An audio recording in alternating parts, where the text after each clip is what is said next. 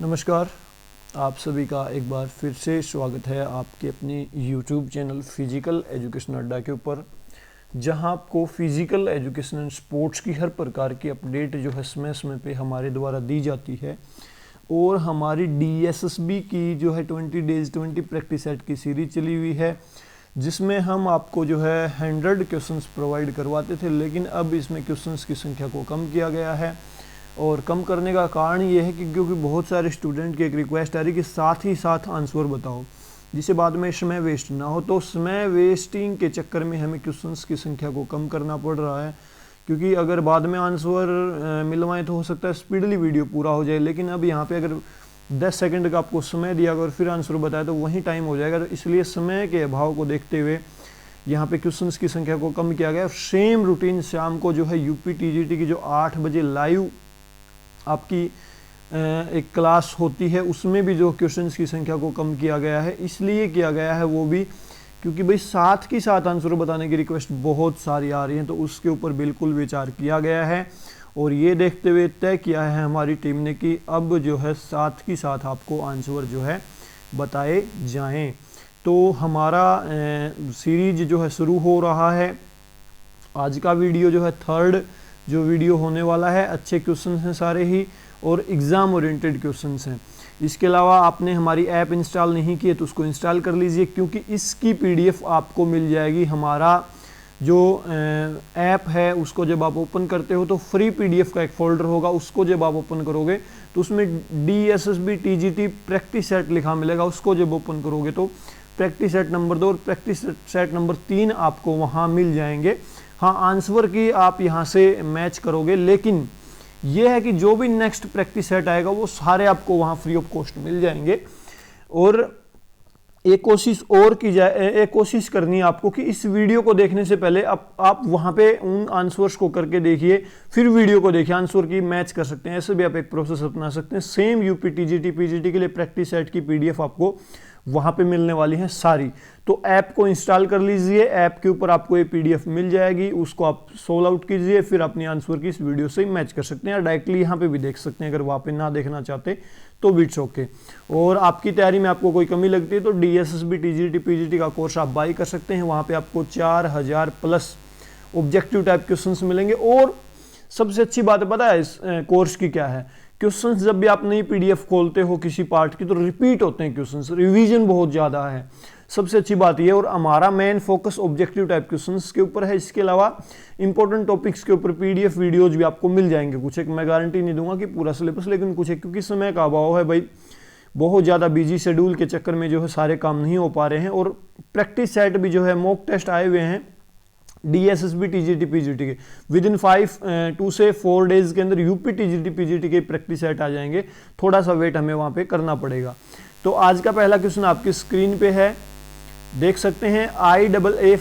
IAAF was established in, कब बनी भाई IAAF? आपको इसकी फुल फॉर्म भी पता होना चाहिए, लेकिन हमारा प्रैक्टिस सेट हम इन बातों पे नहीं जाएंगे। हमें ये पता होना चाहिए IAAF कब बनी।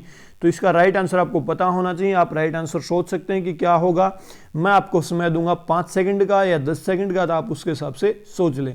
क्वेश्चन इजी होगा तो 5 सेकंड का समय, मुश्किल होगा तो 10 सेकंड का समय। और ये तरीका कैसा लगा कमेंट करके जरूर बताएं भाई। अच्छा लगा तो लाइक करें कि आंसर साथ साथ बताएं, ठीक है। IAAF वॉज एस्टेब्लिश्ड इन, कब बनी?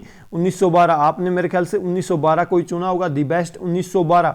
या ये वीडियो लाइव चल रहा है, इसके नीचे कमेंट भी कर सकते हैं, जिससे आपकी प्रैक्टिस होगी कि किस आंसर का क्वेश्चन। आप ऑप्शन टाइप कर सकते हो, सीधा B है, C है, D है, पहले का A B ऐसे, ठीक है।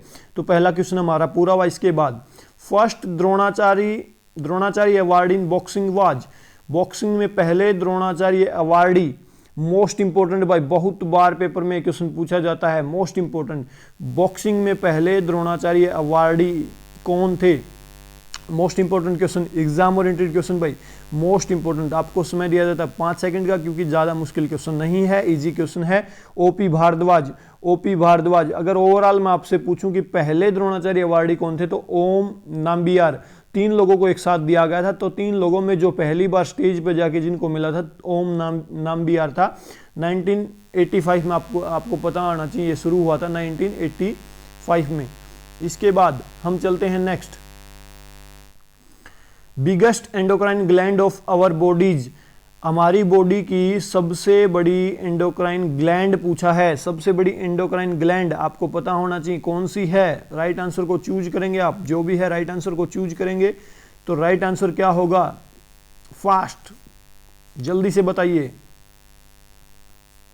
तो यहां पे जो राइट आंसर होगा थायराइड ग्लैंड, क्या होगा, थायराइड ग्लैंड। इसके बाद नेक्स्ट है what is the length of balancing beam in gymnastic, what is the length of balancing beam in gymnastic, आप बता सकते हैं यहाँ पे राइट आंसर क्या होगा।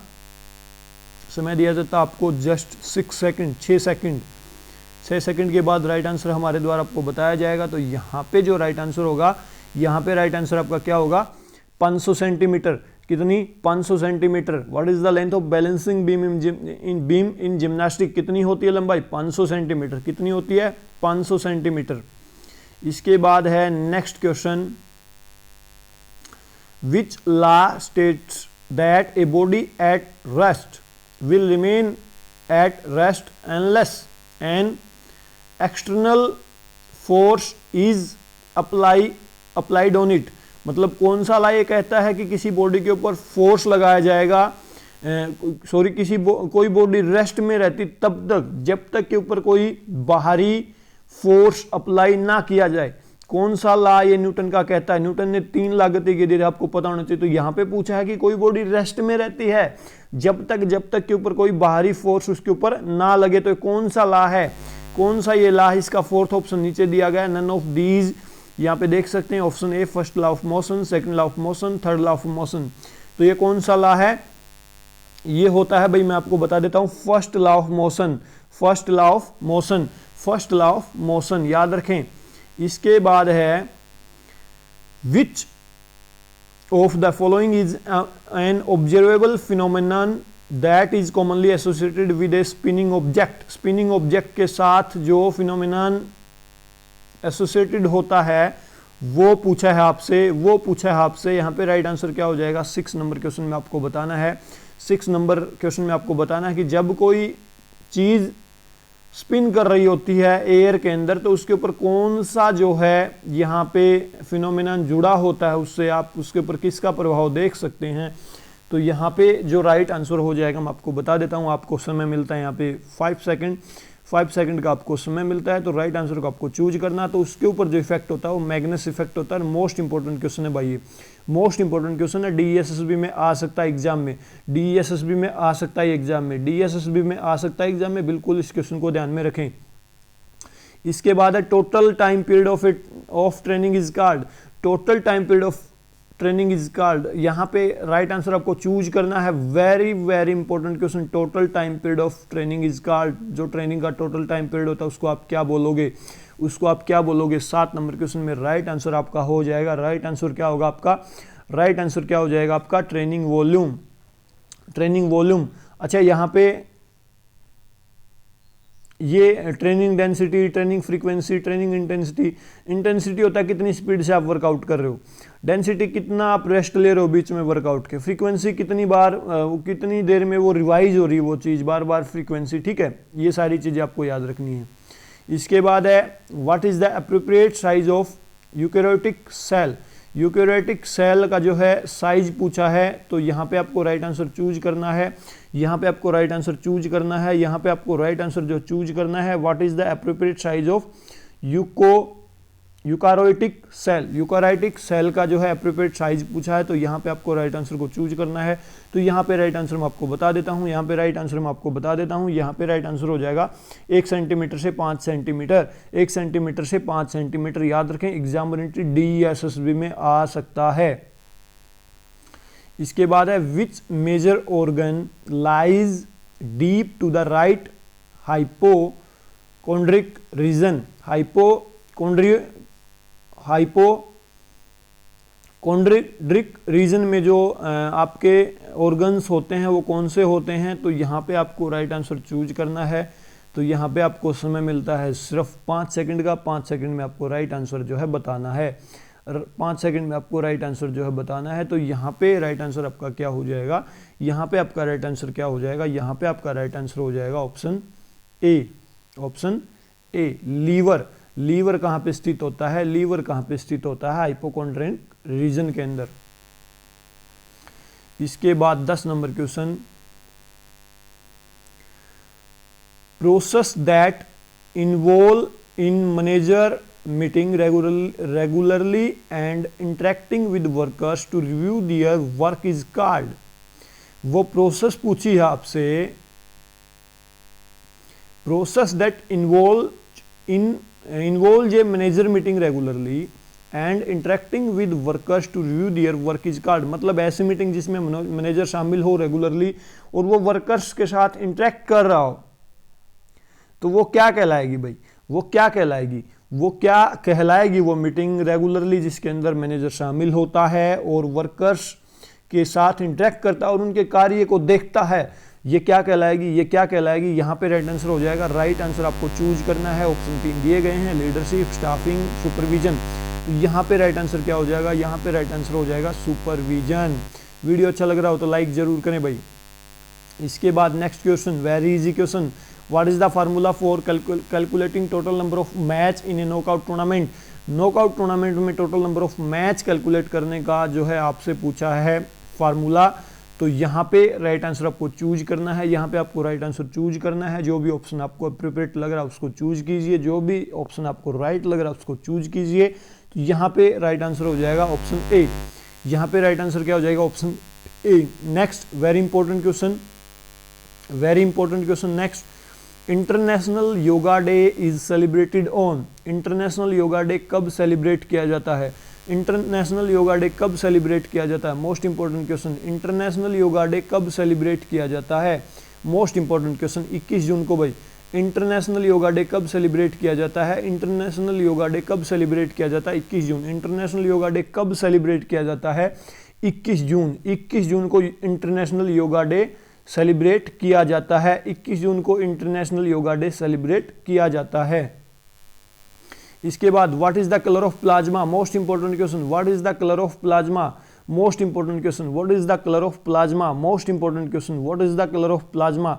Most important question. यहाँ पे आपको राइट आंसर को चूज करना है और राइट आंसर आपने चूज कर लिया होगा, नोट डाउन भी कर लिया होगा। तो यहाँ पे राइट आंसर हो जाएगा option D, yellow.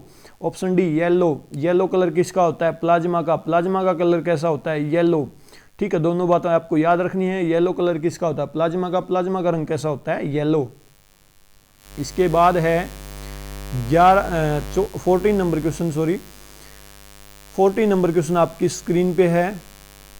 14 number question, post training period यानी कि ट्रेनिंग के बाद, during which an athlete perform much better than his usual performance is called. तो वो क्या कहलाएगी?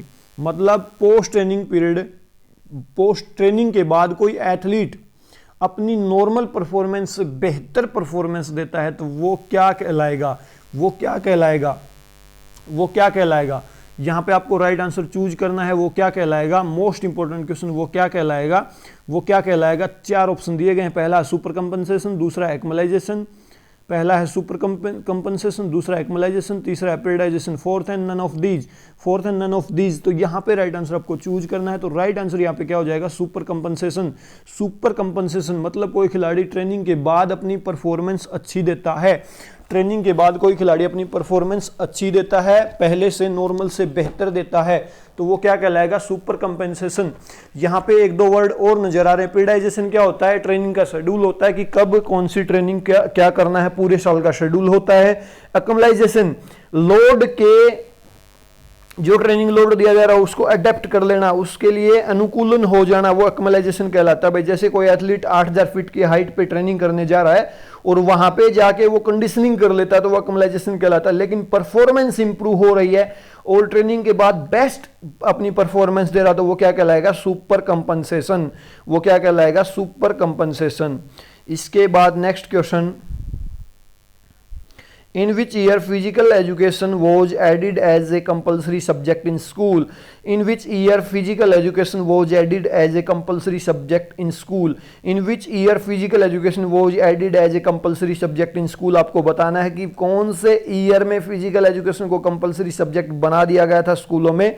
तो यहाँ पे आपको राइट आंसर चूज करना है। 4 ऑप्शन दिए गए हैं, A, B, C, D।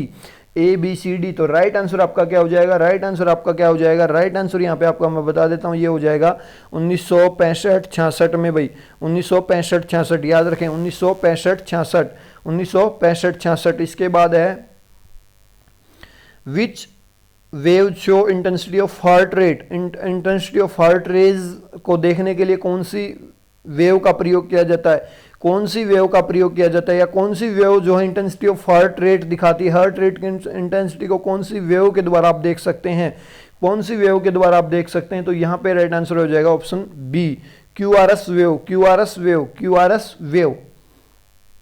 इसके बाद which part of nervous system helps in muscle contraction and increasing heart rate, which part of nervous system, दो तरह के नर्वस सिस्टम होते हैं भाई, peripheral nervous system, central nervous system. अच्छा ये चार बना दिए भाई, सेंट्रल हो गया, एक ऑटोमेटिक नर्वस सिस्टम होता है, मतलब ये अलग अलग डिवाइड होते हैं अलग अलग पार्ट में, अलग अलग प्रकारों के हिसाब से या यूज के हिसाब से, ठीक है। जैसे ये हो गया सिंपैथेटिक और पैरासिम्पैथेटिक हो गया, ठीक है। इसी प्रकार से सेंट्रल नर्वस सिस्टम हो गया, एक पेरिफेरल नर्वस सिस्टम हो गया। तो मतलब अलग अलग हिसाब से देखोगे, नाम के हिसाब से इन्हें कोरिलेट करोगे तो ये दो प्रकार हैं, ये दो प्रकार हैं। एक होता है ऑटोमेटिक नर्वस सिस्टम, भी उसमें भी डिवाइड होते हैं, ठीक है। तो आपसे पूछा है कौन सा पार्ट जो हेल्प करता है मसल कॉन्ट्रैक्शन में और हार्ट रेट को बढ़ा देता है, तो कौन सा यहाँ पे हेल्प करता है उस चीज में। तो राइट आंसर आपको चूज करना है, राइट आंसर आपको चूज करना है। तो राइट आंसर यहाँ पे क्या हो जाएगा, राइट आंसर यहाँ पे क्या हो जाएगा, राइट आंसर यहाँ पे हो जाएगा sympathetic nervous system, sympathetic nervous system. Right answer क्या हो जाएगा, सिंपैथेटिक नर्वस सिस्टम। इसके बाद है which type of person are schizoid temperament. यहाँ पे आपको राइट आंसर चूज करना है, यहाँ पे आपको राइट आंसर चूज करना है, यहाँ पे आपको राइट आंसर जो है चूज करना है। तो दिए गए ऑप्शंस में से आपको बताना है। इसका भाई हिंदी में जो मीनिंग होता है आपका शिजोइड टाइप का, ये होता है अंतराबंद। अंतराबंद मतलब शायद जो खुद में खोए रहें, शायद जो खुद में खोए रहें, शायद जो खुद में खोए रहें। तो कौन से प्रकार के व्यक्ति होते हैं, कौन सी प्रकार के ये व्यक्ति होते हैं आपको बताने हैं। तीन ऑप्शन आपको नजर आ रहे हैं, फोर्थ ऑप्शन इसका नीचे है, फोर्थ ऑप्शन इसका नीचे है। तो यहाँ पे मैं राइट आंसर आपको बता देता हूँ, यहाँ पे मैं राइट आंसर आपको बता देता हूँ। एक ऑप्शन इसका नीचे है तो वो ऑप्शन भी आप देख सकते हो, एस्थेटिक, एस्थेनिक, पिकनिक और डायप्लेस्टिक। तो 18 नंबर क्वेश्चन में राइट आंसर हो जाएगा एस्थेटिक, जो भाई बहुत ज्यादा संकालू हों। इसके बाद 19 number question, which variable is manipulated by a researcher to check effect on dependent variable. मतलब वो वेरिएबल आपको बताना है जिसको रिसर्चर मैनिपुलेट करता है डिपेंडेंट वेरिएबल के ऊपर, उसका प्रभाव जानने के लिए। तो वो क्या, कौन सा वेरिएबल जो है कहलाता है जिसको मैनिपुलेट कर सकता है रिसर्चर। रिसर्च से संबंधित क्वेश्चन है, आपको पता है पीजीटी में बहुत सारे क्वेश्चन आए थे, तो आपके पास 5 सेकंड का समय, आप राइट आंसर चूज कर सकते हो। तो वो कौन सा, which variable is manipulated by researcher to check effect on dependent variable, कौन सा वेरिएबल होता है जिसको मैनिपुलेट करता है रिसर्चर डिपेंडेंट वेरिएबल के ऊपर प्रभाव जानने के लिए। तो यहाँ पे राइट आंसर हो जाएगा ऑप्शन बी, इंडिपेंडेंट वेरिएबल होता है, इंडिपेंडेंट वेरिएबल। इसके बाद है how much saliva is secreted bye salivary gland every day. जो हमारा ग्लैंड्स होती हैं जो सलाइवा रिलीज करती हैं, वो कितना रिलीज करती हैं पर डे, कितना रिलीज करती हैं। राइट आंसर आपको चूज करना, तो यहाँ पे राइट आंसर हो जाएगा 1 लीटर, यहाँ पे राइट आंसर हो जाएगा 1 लीटर। इसके बाद which fracture is also called close fracture, which fracture is also called close fracture, which fracture is called also close fracture, close fracture, close fracture के नाम से कौन सा फ्रैक्चर जाना जाता है। Most important question. यहाँ पे राइट आंसर चारों में से आपको एक चूज करना है। पहला ऑप्शन दिया गया है कंपाउंड फ्रैक्चर, दूसरा सिंपल, तीसरा स्ट्रेस, फोर्थ है डिप्रेस्ड। तो यहाँ पे राइट आंसर हो जाएगा option B, simple fracture, option B, simple fracture, option B, simple fracture. इसके बाद gene पियाजे is known as the father of psychology, gene पियाजे is known as the father of psychology. किस psychology के father के रूप में gene पियाजे को जाना जाता है भाई। कॉग्निटिव थ्योरी इन्होंने दी थी, कॉग्निटिव संज्ञानात्मक विकास की थ्योरी किसने दी थी, जीन पियाजे ने। इसके बाद next question, national fitness crops कब बनी भाई? नेशनल फिटनेस क्रॉप्स कब बनी? नेशनल फिटनेस क्रॉप्स कब बनी? नेशनल फिटनेस क्रॉप्स कब बनी बताओ। यहाँ पे राइट आंसर आपको चूज करना है, ऑप्शन दिए गए हैं। फोर्थ ऑप्शन 1978 है, बाकी आप देख सकते हैं 3 ऑप्शन। तो राइट आंसर आपको यहाँ पे चूज करना है, तो राइट आंसर आपको यहाँ पे चूज करना है, तो राइट आंसर हो जाएगा 1965।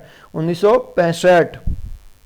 इसके बाद according to IOC rules at least what percent of 24 carat gold must be there in Olympic gold medal.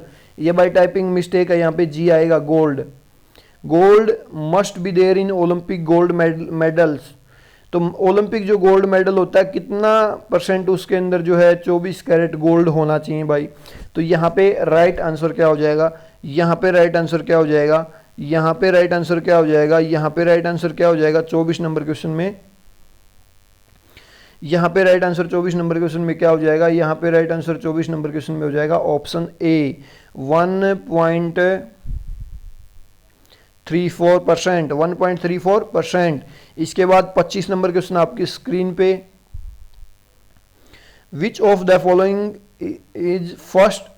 Is a psychologist of gestalt community. नीचे दिए गए ऑप्शंस में से आपको चूज करना है कौन सा जो साइकोलॉजिस्ट है वो गेस्टाल्ट कम्युनिटी से संबंधित है। कौन सा साइकोलॉजिस्ट गेस्टाल्ट कम्युनिटी से संबंधित है? राइट ऑप्शन आपको यहाँ पे चूज करना है 25 नंबर क्वेश्चन में। राइट आंसर आपको यहाँ पे चूज करना है 25 नंबर क्वेश्चन में। तो राइट आंसर यहाँ पे आपका क्या हो जाएगा? All of these, all of these, all of the above बोल सकते हो इसको, जो भी आप चाहें। Kohler, Koffka, Kurt Lewin. ये रूट लेविन भी कर्ट लेविन आएगा, टाइपिंग मिस्टेक है। राइटिंग डिसऑर्डर को आप क्या बोलेंगे? Next important question, writing disorder को आप क्या बोलेंगे? राइटिंग डिसऑर्डर को आप क्या बोलेंगे? राइटिंग डिसऑर्डर को क्या बोलोगे आप? राइटिंग डिसऑर्डर को आप क्या बोलोगे? राइटिंग डिसऑर्डर को क्या बोलोगे? आपको राइट आंसर को चूज करना है। राइटिंग डिसऑर्डर को आप क्या बोलोगे? राइटिंग डिसऑर्डर को आप क्या बोलोगे? यहां पे राइट आंसर आपका हो जाएगा ऑप्शन बी डिस्ग्राफिया आएगा भाई। ये टाइपिंग मिस्टेक है, इसके लिए मैं माफी चाहूंगा। डिस्ग्राफिया, ये डी है, बी नहीं। Dysgraphia, dysgraphia. डिस्कुलेलिया होता है आपका मैथ से संबंधित, ठीक है, याद रखें ये। नेक्स्ट है pitcher and catcher are related to. Pitcher and catcher किससे संबंधित है? पिचर एंड कैचर किससे संबंधित है? पिचर एंड कैचर किससे संबंधित है? बोथ ऑफ दीज भाई, बोथ ऑफ दीज। ये भी टाइपिंग मिस्टेक है, both of these, both of these. इसके बाद है in which of the following sports performance of an individual is relative to the skill of the opponent. मतलब कौन से गेम में जो है परफॉर्मेंस, इंडिविजुअल व्यक्ति की परफॉर्मेंस डिपेंड करती है अपोनेंट की स्किल के ऊपर, अपोनेंट की स्किल के ऊपर। तो 28 में यहां पे राइट आंसर आपका क्या हो जाएगा? बैडमिंटन। बैडमिंटन भाई, बैडमिंटन यहां पे आपका राइट आंसर हो जाएगा। इसके बाद है who is known as the father of behaviourism. Behaviourism के फादर के रूप में कौन जाने जाते हैं? तो यहां पे आपको राइट आंसर चूज करना है। तो राइट आंसर यहां पे क्या हो जाएगा आपका? फास्टली बताओ क्या होगा राइट आंसर? जेबी वॉटसन। जेबी वॉटसन जो है व्यवहारवाद के पिता बोले जाते हैं भाई। इसके बाद है arena for track cycling is called. जो ट्रैक साइकिलिंग के लिए जो एरिना होता है उसको क्या बोला जाता है? उसको क्या बोला जाता है? तो राइट आंसर यहाँ पे हो जाएगा वेलोड्रम। राइट आंसर क्या हो जाएगा? वेलोड्रम। इसके बाद है in cricket batsman strike rate is the number of run scored by him पर। मतलब क्रिकेट में जो आप बैट्समैन होता है उसका स्ट्राइक रेट कैसे पता लगाते हैं? तो कैसे पता लगाते हैं उसका स्ट्राइक रेट? कैसे पता लगाते हैं उसका स्ट्राइक रेट? पर 100 डिलीवरी, मतलब पर 100 गेंद में उसने कितने रन बनाए, इसके हिसाब से पता लगाया जाता है स्ट्राइक रेट। इसके बाद है defensive player blocks A spike in volleyball is called. जो डिफेंसिव प्लेयर होता है वॉलीबॉल में वो बॉल को ब्लॉक करता है स्पाइक के थ्रू, तो उसको क्या बोला जाता है? उसको क्या बोला जाता है? उसको बोला जाता है, यहाँ पे 4 ऑप्शन दिए गए हैं, फोर्थ ऑप्शन नीचे है। पहला कवर, दूसरा शील्ड, तीसरा रूफ, फोर्थ बोला जाता है ब्रेक। तो क्या बोला जाता है, राइट आंसर आपको चूज करना है, तो उसको बोला जाता है रूफ। नेक्स्ट है which of the following is not an item of JCR test. JCR test का आइटम कौन सा नहीं है, तो जेसीआर इसी की फुल फॉर्म बनती है जेसीआर। जेसीआर, जे से क्या बनेगा, सी से क्या बनेगा, आर से क्या बनेगा, ये आपको पता होना चाहिए। तो जे से क्या बनेगा, वर्टिकल जंप। सी से क्या बनेगा, सी से क्या बनेगा, सी से चिनअप्स। आर से स्टर्लन। तो यहाँ पे कौन सा इसका पार्ट नहीं है, standing broad jump. Standing broad jump जो है इसका पार्ट नहीं है। इसके बाद सरकमफ्रेंस पूछा है, हैंडबॉल का मेंज के लिए कितना होता है, 34। 34 में राइट आंसर क्या हो जाएगा, ऑप्शन, फास्टली बताइए क्या हो जाएगा, ऑप्शन सी। ऑप्शन सी यहाँ पे राइट हो जाएगा। इसके बाद है in which training muscle length keeps on changing shortening as well as lengthening.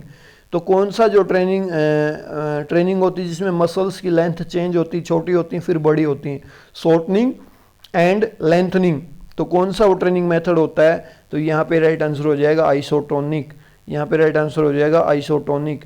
यहाँ पे राइट आंसर हो जाएगा आइसोटोनिक। इसके बाद है what is the width of hockey playing field. Hockey playing field की विड्थ पूछी है बाई 36 में, आपका राइट आंसर क्या हो जाएगा, 36 में राइट आंसर क्या हो जाएगा, 36 में राइट आंसर हो जाएगा 54.86। 54.86। नेक्स्ट है what is the width of the marking lines of lawn tennis court.